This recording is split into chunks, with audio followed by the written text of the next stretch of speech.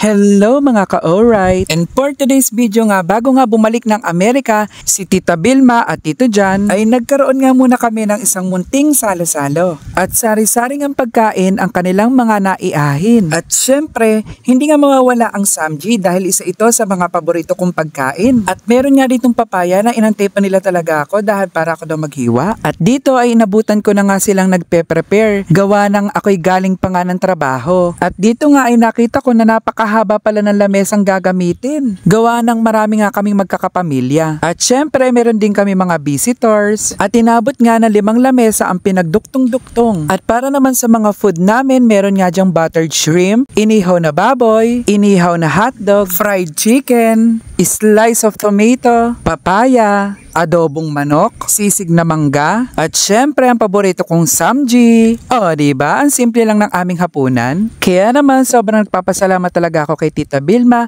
at Tito John sapagkat sila nga ang sponsor nito. O, tara, kain tayo. Bijo! Kaway! Kain!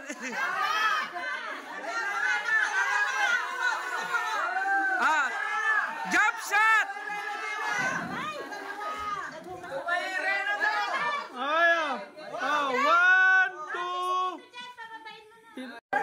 One more. 1, 2, 3. Okay. Ready? Go! Thank you. Ay, nagsisimula na pala kayo? This is a video. Yeah. Video. Hey! Yeah. Don't disturb. Everybody see it right now.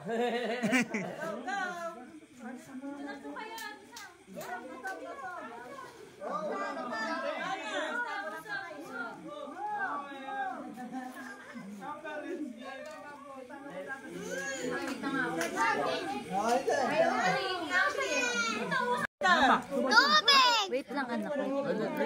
Ida, water. Water is healthy.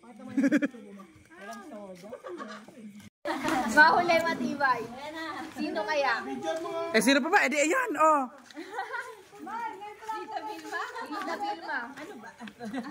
Matibay. Bang.